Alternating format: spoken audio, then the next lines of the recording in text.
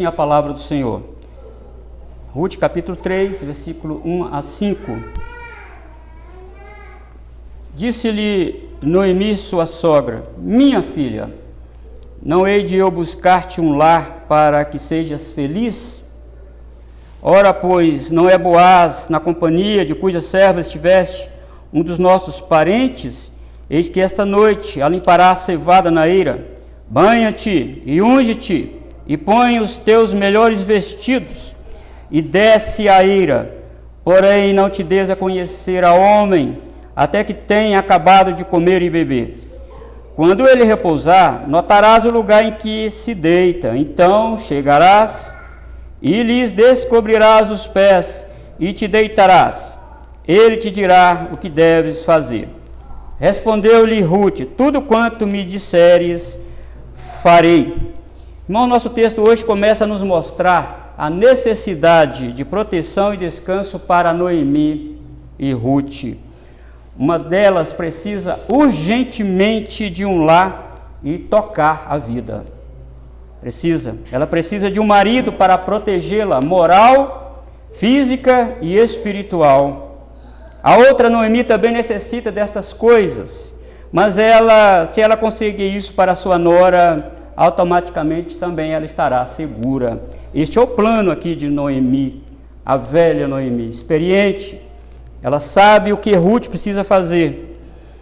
Amados irmãos, passamos a nossa vida buscando duas coisas, e toda a nossa vida está ancorada nessas duas coisas. Se nós não conseguimos essas duas coisas, a nossa vida vai para uma bancarrota, ela se despenca, se nós não tivermos essas duas coisas.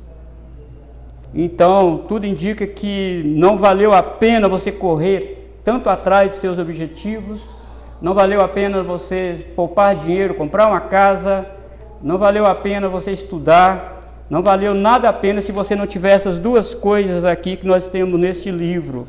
Na verdade, neste capítulo inicial, e eu estou falando de proteção e descanso. Todas as pessoas, nos seus juízos perfeitos, amados irmãos, sonham em ter uma casa segura para morar. Se alguém tem um automóvel, também ele faz um bom seguro para este automóvel. Faz uma boa garagem, coloca alarme contra furtos e roubo e etc. E no quesito proteção pessoal, e por causa da crescente violência, alguns fazem aulas de defesa pessoal, outros compram legalmente armas de fogo para se proteger. Duas coisas, guardem isso, que precisamos na vida: proteção e também descanso. Proteção. O que fazemos para nos proteger? E a nossa alma? E o nosso corpo? Paulo diz que mesmo que se o tabernáculo terrestre se desfizer, precisamos ter uma casa eterna no céu. Porque esse aqui vai perecer, esse corpo vai descer a campa fria. Mas e aí? Depois disso tudo, do lado de lá, o que vai acontecer? Mas até que isso não aconteça, irmãos, precisamos sim de proteção moral, física e espiritual. Mas também precisamos de descanso.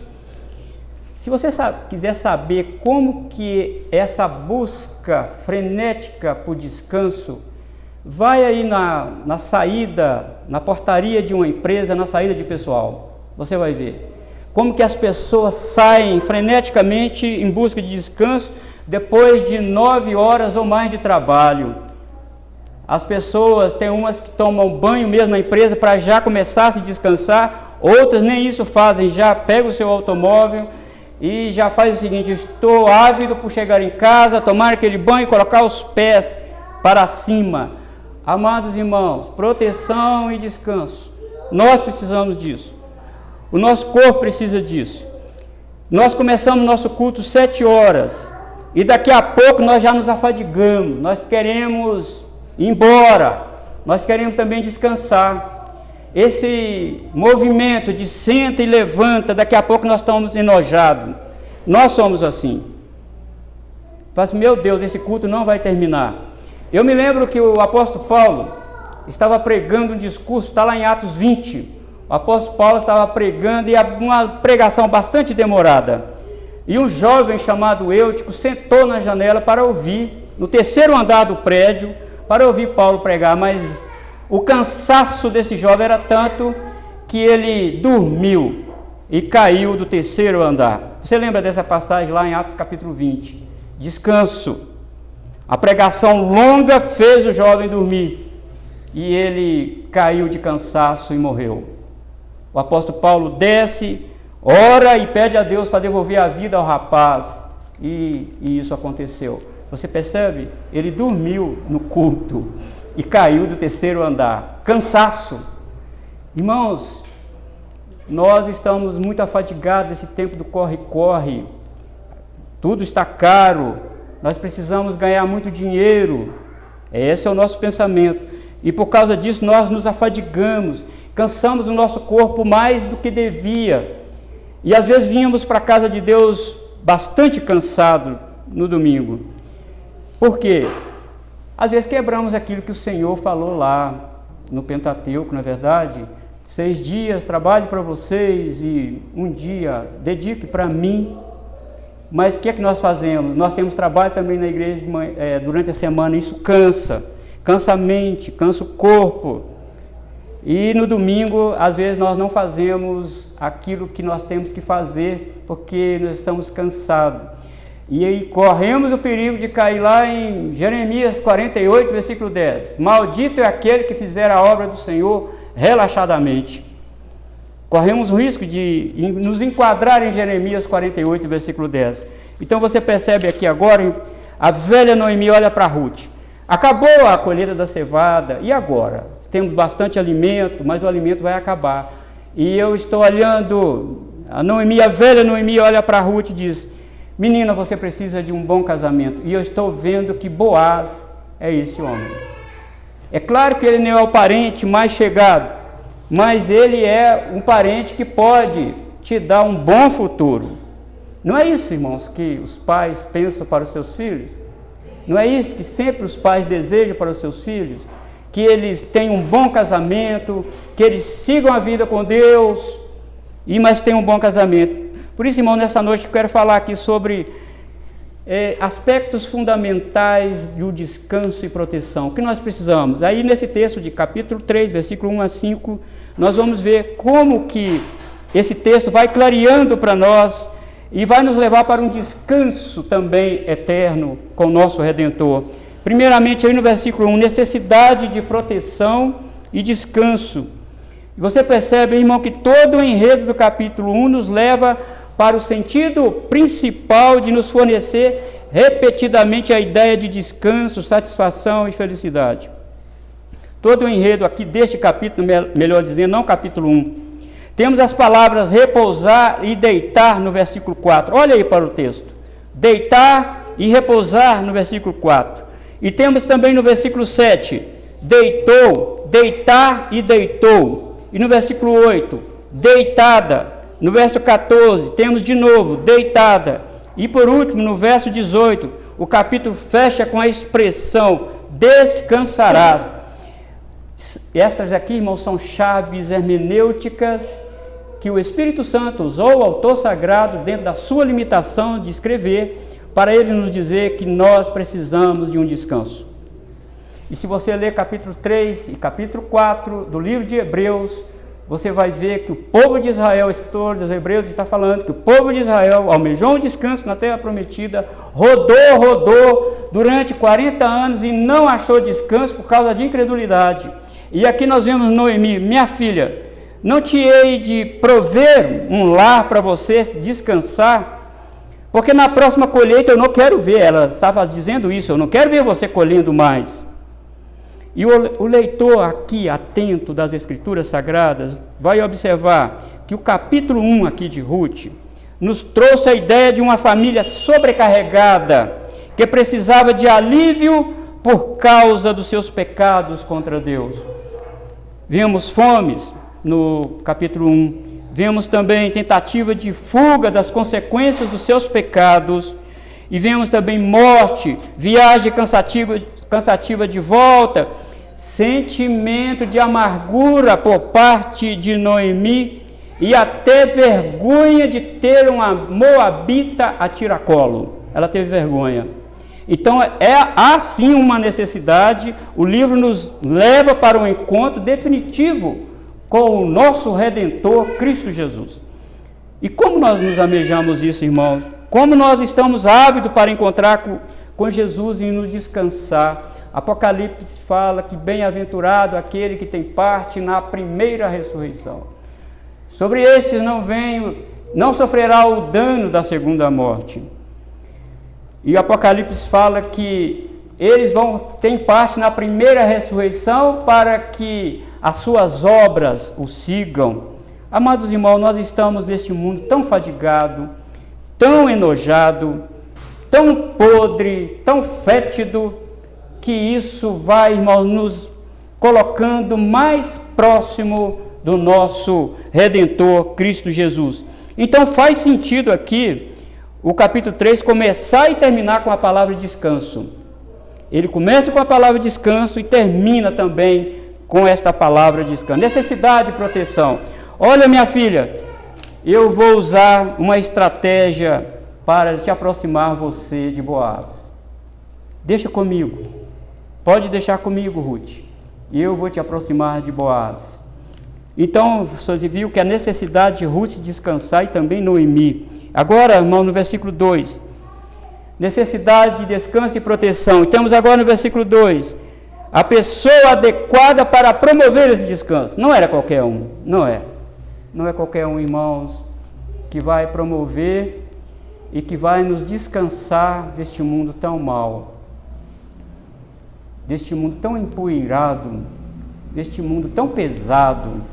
E é por isso que o Senhor Jesus disse: tomai sobre vós o meu jugo, porque o meu jugo é suave e o meu fardo é leve. Vinde a mim, todos que estáis cansados e sobrecarregados, e eu vos aliviarei. Olhamos, irmãos, para a sociedade aí fora e vemos como esses jovens já estão cansados.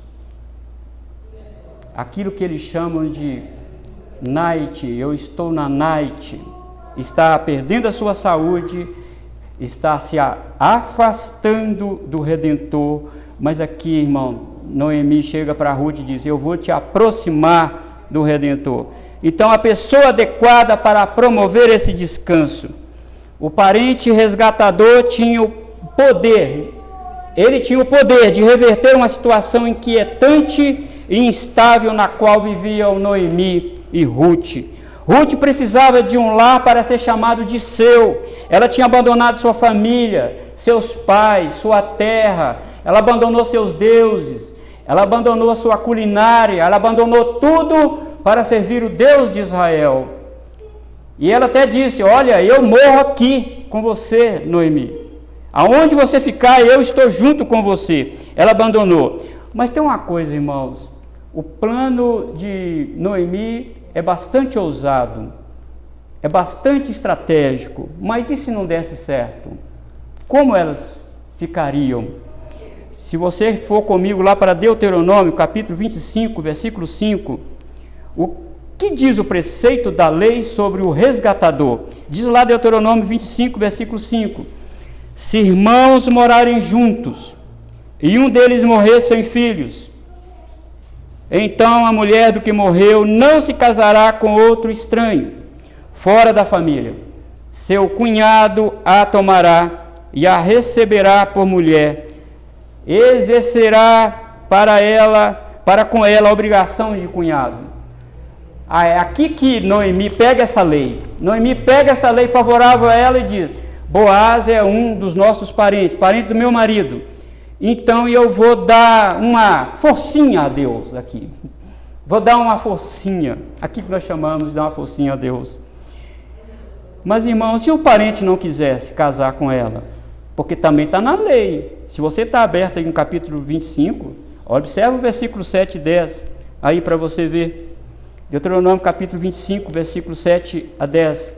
Ele não era obrigado a casar, mas só que poderia ter situações bem desagradáveis para ele. Ele podia enfrentar o opróbrio, poderia enfrentar a situação não somente ele, mas toda a família. Deuteronômio capítulo 25, versículo 7 a 10. O que diz a Escritura? Porém, se o homem não quiser tomar sua cunhada, subirá a esta porta aos anciãos e dirá: meu cunhado recusa suscitar a seu irmão nome em Israel. Não quer exercer para comigo a obrigação de cunhado. Então, os presbíteros da igreja, os anciãos da sua cidade, devem chamá-lo e falar-lhe. E se ele persistir e disser: não quero tomá-la, não quero, então sua cunhada se chegará a ele na presença dos anciãos, e lhe descalçará a sandália do pé, e lhe cuspirá no rosto, e protestará e dirá: assim se fará homem que não quer edificar a casa de seu irmão, e o nome de sua casa se chamará em Israel a casa do descalçado. Quem quer passar por um vexame desse? E não é só a casa do descalçado, irmão. Aqui não é simplesmente um nome. Ele estava sem a bênção de Deus. Ele estava saindo da bênção de Deus. Ruth poderia chegar e não quer casar comigo? Ok. Chama os anciãos de Israel. Por isso que Noemi fez esse plano ousado. Porque ela tinha material na lei e também tinha experiência com casamento, conhecia a família de Boaz, sabia que ele não iria fazer isso. Mas se ele fizesse, ele poderia fazer. Fala: não vou casar com Ruth, não quero casar. E eu vou sofrer a ignomínia, eu vou sofrer o opróbrio, não tem problema eu sair fora do pacto, da bênção de Deus, mas eu não vou fazer isso. E você vai ver, nós vamos ver na frente que o parente mais chegado não quis. E fizeram exatamente isso com ele. Pegou o calçado dele e chamou ele de família do descalçado. Era assim que fazia as coisas em Israel. Que contraste, né, irmãos, nós vemos aqui entre Jesus Cristo e esse cunhado que possivelmente não iria fazer isso. Enquanto muitos recusaram suscitar a descendência dos seus irmãos por vergonha, Hebreus capítulo 2, versículo 11 traz a seguinte nota sobre Jesus a nós: pois tanto o que santifica como os que são santificados, todos vêm de um só. Por isso é que ele não se envergonha de lhe chamar irmãos. O Senhor Jesus não tem vergonha de nos chamar de irmãos dele. Embora os outros tivessem vergonha de suscitar a descendência do seu irmão, Jesus Cristo, o nosso irmão primogênito, não tem vergonha de nos chamar de irmãos. Que grande graça, que grande amor o nosso Redentor fez por nós. Amados irmãos, então o plano de Noemi: minha filha, tem um parente redentor, e eu vou te instruir direitinho o que você deve fazer. Olhando, irmãos, para nós nesse século, do lado de cá, no século 21, isso é um plano um pouco imoral. Soltar uma jovem para ir para uma fazenda, numa eira, deitar aos pés de um homem sozinho. Para nós isso é muito imoral. É colocar a reputação da moça em perigo, mas não em Israel. Não era assim que as coisas funcionavam em Israel. Quando nós temos que ler essa passagem, nós temos que ler, irmãos, com os olhos daqueles israelitas que estavam lendo esta passagem, com a mente deles, com a cultura deles. Na nossa cultura não é assim, mas na deles eram. Então, por isso que Noemi fez esse plano ousado. Você viu, irmão, a necessidade de proteção e descanso no verso 1. Um protetor adequado. Quem é esse? Ele tem que ser um parente próximo da família. E agora no versículo 3 a 5, condição adequada para o descanso. Versículo 3 a 5. Olha, irmãos, todos concordam que o plano de Noemi para prover descanso para Ruth e obter proteção para ela era arriscado, era um plano fora da curva. Era um plano fora da curva, mas ela fez. Então, o que tinha que fazer? Qual é a condição aqui para fazer? Noemi diz aí no versículo 3, esteja disposta a se casar de novo. Tire esse vestido de luto, menina. Tire esse vestido de luto. Mostra para Boaz que você está afim. Mostra para Boaz que você quer casar de novo. Tire esse vestido de luto. A expressão mais perto que nós chegamos aqui do hebraico é isso. Tira esse vestido, passa um perfume, um óleo na sua pele queimada pelo sol e põe um vestido muito bonito. Tira esse vestido preto, minha querida. Sai dessa situação. É isso, irmãos, que ela está falando aí no versículo 3. Você percebe? É isso que ela está dizendo. Banha-te e unge-te e põe os teus melhores vestidos. Que conselho, irmãos, maravilhoso aqui que Noemi deu para essa jovem moabita. Banha-te. E quando nós olhamos, irmãos, como que nós devemos nos aproximar do nosso Redentor? Como nós devemos aproximar de Jesus? O trono de Deus agora, irmãos, não é um trono de ira, não é um trono de juízo. Hebreus diz que o trono de Deus agora é o trono da graça, é o trono da misericórdia. E quando Deus nos vê, Ele não olha nós, meros pecadores. A imagem de Jesus está estampada dentro de nós, na frente de Deus. E quando Deus nos vê, Deus vê o seu Filho. E é por isso, irmãos, que nós temos ousadia, como diz lá em Hebreus capítulo 10, 19, tendo, pois, irmãos, ousadia para entrar no santuário pelo sangue de Jesus, pelo novo e vivo caminho que Ele nos consagrou pelo véu, isso é, pela sua carne. Tem ousadia, agora nós temos ousadia. Por quê, irmãos? Porque o Senhor já nos perfumou com seu perfume de Cristo. O Senhor já nos vestiu vestes de justiça. Põe os teus melhores vestidos, menina. Não vista qualquer roupa, Ruth, porque mulheres decentes, piedosas e tementes a Deus, não se vestem de qualquer maneira, menina. Mulheres que desejam descanso no Redentor, põem os melhores vestidos. Como encontrar um bom casamento? Aqui também nós poderíamos pregar como encontrar um bom casamento. O mundo, irmão, diria que a mulher deve encurtar os seus vestidos para chamar a atenção. Para você achar um bom casamento. Menina, encurta essa saia. Aperta bem essa saia. Mostra todas as curvas do seu corpo que você vai encontrar um bom casamento. Não, os seus melhores vestidos não são esses, não. Para encontrar um bom casamento não é esse, não. O mundo também diria: pode cortar mais esse short, menina, a ponto de nem parecer mais short, parecer uma outra coisa. Esse é o conselho do mundo, aquele que não quer encontrar um descanso. E quanta fadiga, quantas pessoas trilham por esse caminho, não põem os melhores vestidos e acaba, irmãos, trazendo grandes problemas para a sua vida e para toda a família. O mundo diria: o decote, moça, deve estar bem cavado, bem cavado. O jeans bastante apertado. Não é exatamente o que nós vemos por aí, amados irmãos? Não é isso que nós vemos por aí? Mas o que Deus diz na sua palavra sobre mulheres piedosas? Isso não é somente na igreja e fora da igreja. 1 Timóteo capítulo 2, versículo 9, o apóstolo Paulo diz: da mesma sorte que as mulheres em traje decente se ataviem com modéstia e bom senso.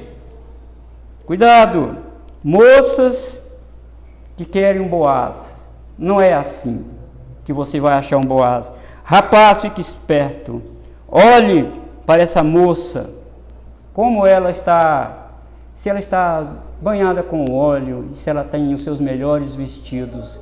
Esse foi o conselho de Noemi para Ruth. A decência, amados irmãos, a modéstia e o bom senso são características daqueles que estão vestidos com as vestes de justiça de Cristo. As vestes do corpo podem refletir o tipo de veste da alma. O exterior pode ser, sim, o reflexo do interior. Estou dizendo pode, amados, porque uma pessoa pode estar bem vestida por fora e completamente nua por dentro. Isso pode, é verdade, porque vivemos num mundo onde a hipocrisia impera. E é grande a hipocrisia. Contudo, irmãos, a norma da Escritura é que o exterior reflete exatamente o que é o interior. Põe seus melhores vestidos, Ruth. Observe, Ruth, veja o versículo 4. Observe, Ruth, isole os outros homens, Ruth, e aproxime de Boaz. Isole, faça uma boa seleção, Ruth. Depois, irmãos, de todos os preparativos e disposição do verso 3, temos agora a última instrução de Noemi a Ruth. Todos os feixes dos grãos foram levados para a eira. E o processo de limpeza, além de ser feito, irmãos, com toda a família, os servos também ajudavam. Os bois puxavam uma espécie de trenó para esmagar os trigos, para tirar a casca. E à tarde, onde tinha uma brisa bem forte, é que o dono, especialmente o dono, jogava o trigo para cima, para o vento jogar a palha para fora e o trigo cair na eira. Eira é um piso alto, cercado com pedras, onde depositava toda a colheita. Isso era chamado de eira. Ruth, vai para a lavoura, minha filha. Fica ao longe, observando. Os servos, depois de fazer todo o trabalho, eles vão para a tenda dele. Mas o dono, geralmente, dorme na eira. Dorme. Por quê? Tinha que dormir na eira. 1 Samuel, capítulo 23, versículo 1, você for para lá, você vai ver que os filisteus eram mestres para saquear eiras. Eles esperavam os israelitas colocarem todo o grão na eira para eles lá e pegarem. Já estava tudo prontinho, era só eles roubarem. Então o dono geralmente dormia na eira. E aí que Noemi diz, Ruth, observe, quando os servos saírem, quando os servos forem dormir, você vai observar Boaz, você vai ver que ele vai deitar, ele está muito cansado, depois que ele beber, depois que ele comer, você vai se aproximar devagar, descobre os pés dele, Ruth, e deita perto dos pés dele. Por que descobrir o pé? Como Ruth, na verdade, como Noemi era bastante estratégica, descobrir os pés, porque o vento ia bater no pé e acordar a Ruth, era tudo que ela queria. Descobre os pés, e aquele friozinho da noite vai acordar Boaz, e ele vai levar um susto ao ver você ali perto. E eu confio na integridade dele, Ruth, pode deitar lá, eu confio na moral dele, eu confio no caráter dele. Irmãos, é isso, é isso. Como é maravilhoso nós observarmos isso e fazer um alinhamento, um link com o nosso Redentor chamado Cristo Jesus. Esteja disposta a fazer isso, minha filha, faça isso. Imagine, irmãos, como que Boaz, que susto que ele levou ao acordar e ver uma mulher deitada aos seus pés. Que susto que ele levou. O que é isso? O que você está fazendo? Ela diz, não se assuste, sou Ruth, a tua serva. E nós vamos ver, irmãos, no próximo sermão, nos próximos sermões aí, como que Deus vai conduzir tudo para este casamento acontecer. E como que Deus vai tirar, inclusive, o resgatador mais próximo de Elimeleque. Ele não vai aceitar resgatar a propriedade de Elimeleque. Não, ele queria, na verdade, resgatar a propriedade, mas casar com Ruth ele não queria. E Boaz falou, não, se você resgatar a terra, você tem que casar com ela também. Ele falou, não, então case você com ela. Então me dê seu sapato. Irmãos, que coisa, que história bonita, que história maravilhosa. E é uma grande lição para jovens, moças e rapazes da igreja, a se preparar para este grande encontro no enlace matrimonial. Como isso é bem sugestivo para nós, irmãos.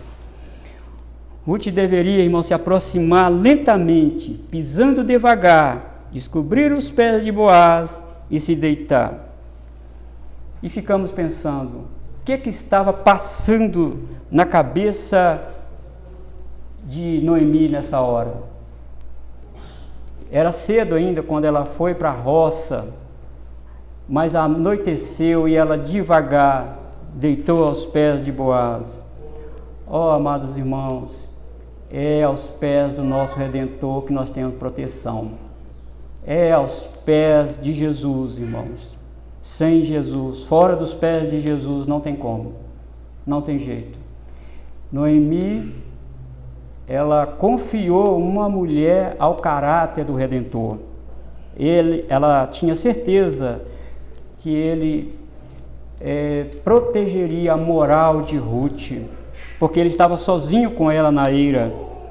Irmãos, aproximamos de Jesus com todo o amor, com toda a afeição, sabendo, irmãos, que nós, como Ruth, não tínhamos direito à aliança de Deus, mas o Senhor, por misericórdia, nos colocou dentro da sua família. Que graça maravilhosa o Senhor nos concedeu. Esteja disposta, o versículo 5, esteja disposta para obedecer, Ruth. Esteja disposta. Estas palavras, irmãos, demonstram que Ruth tinha sua sogra como uma mulher confiável. Ela não questionou. Vai dar certo isso, minha sogra? Acho arriscado isso. Ela confiou, ela sabia quem era Noemi. Olha, irmão, talvez também pela vivência com Deus até ali, sua experiência, sua seriedade com as coisas sagradas de Noemi. Ruth deve ter pensado que Noemi não iria dar um conselho para ela que fosse ruim. Ela confiou na sua sogra. Ela confiou na sua mãe. E eu deixo aqui uma mensagem para você que está me assistindo e que vai me assistir depois. Não desobedeça seu pai e sua mãe. Confie nela, confie neles. Se eles disserem, olha, não é boa coisa para você, pode confiar que não é mesmo. Não passe por cima disso, não passe, confie. Noemi aqui era uma mãe para essa menina, e ela disse, minha filha, esteja disposta para obedecer. E o que Ruth fez aí no versículo 5? Quais são as palavras no versículo 5? Respondeu-lhe Ruth, tudo quanto me disseres farei. Irmãos, que os rapazes, as moças que pretendem se casar, se olhassem para a vida de seus pais, se aconselhassem com eles, meu pai, eu estou me enamorando de uma moça, ou rapaz, a moça também, o que vocês acham disso? Me fale, me ajuda. Irmãos, quantas tragédias tinham evitado, não é mesmo? Quantos problemas tinham evitado? E aqui Ruth olhou para Noemi e disse, eu confio no que a senhora está falando comigo. E eu vou fazer exatamente o que a senhora está me mandando fazer. E quando nós linkamos, irmãos, esta passagem, essa disposição de Ruth para obedecer, quando nós linkamos isso com Tiago, Tiago diz, olha, não seja tão somente ouvinte, mas praticante da palavra. Cuidado, não fique só ouvindo, mas pratique a palavra. E aqui ela diz, olha Noemi, eu vou fazer tudo o que você está me orientando a fazer. É por isso que ela foi a ancestral da mãe do Redentor. Uma mulher que estava disposta, que esteve disposta a abandonar tudo, abandonou seus deuses, abandonou sua cultura para servir o Deus de Israel. E também agora, como ela mesma se colocou debaixo da tutela da velha Noemi, e diz, olha, eu vou fazer exatamente o que a senhora está me orientando.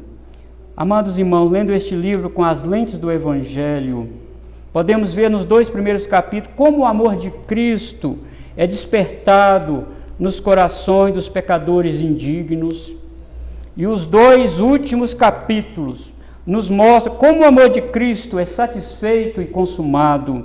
No primeiro capítulo, irmãos, vemos tristezas por causa de mortes, e no último capítulo temos alegria ocasionada de um casamento e nascimento de uma criança. E se você quiser olhar por outro prisma, verá que o trabalho árduo e perigoso é o tema do 2º capítulo. E descanso e regozijo são temas do 3º e 4º capítulos. Amados irmãos, escatologicamente ainda estamos no 2º capítulo, porque cremos que há ainda frutos a serem colhidos. Há muitos frutos aí para serem colhidos e levados para a eira do Redentor. Vamos colher o máximo que pudermos e trazer para a eira do Redentor. Mas sabe de uma coisa? O Redentor que faz a limpeza. Mesmo dentro da eira, é Ele que faz a limpeza. Ele vai tirar os estercos, vai tirar as pedras, Ele vai tirar os grãos que não granaram direito, Ele vai tirar aqueles que têm ferraza, vai expulsar da eira, mas os grãos, irmãos, os grãos bem granados, que fazem parte da colheita do Redentor, esses ficarão na eira. Esta é a mensagem do Evangelho, amados irmãos, que precisamos linkar com esta mensagem do Evangelho. Amados irmãos, esse texto também nos diz que somente em Cristo o homem pode encontrar verdadeiro descanso e plena satisfação na vida. No mundo, as pessoas podem ter momentos alegres com a bebida ou com outras coisas afins, entretenimento, futebol e etc. Mas, irmão, somente em Cristo há alegria adoradora. Aquilo que Pedro diz lá, alegria indizível. A palavra de Deus diz que a vida debaixo do sol é vaidade, é vapor, é fumaça, é como uma flor que perde a sua vivacidade em pouco tempo. A vida no mundo é transitória, mas a vida com Cristo é vida com abundância. E é nos campos do Redentor. E é pegando os passos que este livro aqui nos dá, irmãos, para nós vamos ver Ruth se casando alegremente com o Redentor. E é aquele dia que nós esperamos encontrar com o nosso Redentor pessoalmente. Aqui ela foi pé por pé. Ela teve o prazer de deitar aos pés do Redentor. Era assim que os servos faziam depois de uma longa jornada de trabalho. O Redentor deitava mais em cima e os escravos deitavam aos seus pés. É assim, irmãos, que Maria, diferentemente de Marta estava muito atribulada, pensando nos afazeres da vida, mas Maria não, Maria ficou aos pés de Jesus, ouvindo Jesus ensinar. Oh, irmãos, é aqui que nós lemos a mensagem do Evangelho. É somente aos pés de Cristo. E é o que nós estamos fazendo aqui nessa noite. Fechando este dia do Senhor, ficando aos pés do Redentor. Vamos ficar de pé, vamos orar.